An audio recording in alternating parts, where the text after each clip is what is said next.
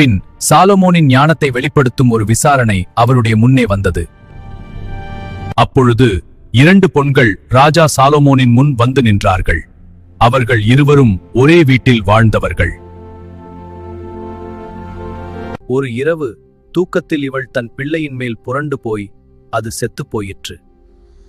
அப்பொழுது நான் தூங்கிக் கொண்டிருக்கையில் இவள் என் பக்கத்தில் இருந்த உயிருள்ள பிள்ளையை எடுத்து தன் பிள்ளையை என் பக்கத்தில் வைத்து விட்டாள். காலை நான் எழுந்தபோது அந்த பிள்ளை செத்திருந்தது.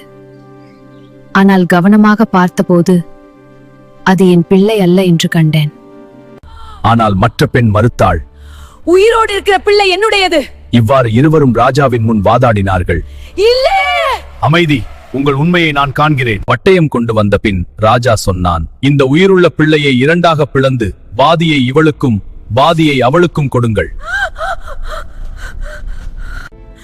ஐயோ, என் ஆண்டவனே, பிள்ளையை கொல்லாதிராது அவருக்கே கொடுத்தார். உன் கோரிக்கையை பரிசீலிப்பேன். அந்த குழந்தையின் உயிரை மட்டும் காப்பாற்றுங்கள்.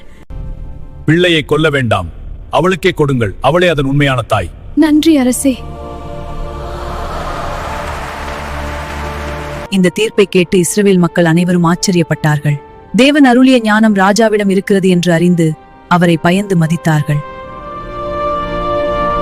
இந்த நிகழ்வின் மூலம் நாம் என்ன கற்றுக்கொள்கிறோம்? உண்மையான ஞானம் மனிதர்களிடமிருந்து வருவதில்லை. சாலமோன் செல்வத்தையும் அதிகாரத்தை கேட்கையில் அவன் ஞானத்தை கேட்டான். ஏனெனில் தேவன் கொடுக்கும் ஞானம் எப்போது உண்மையை வெளிப்படுத்தும்.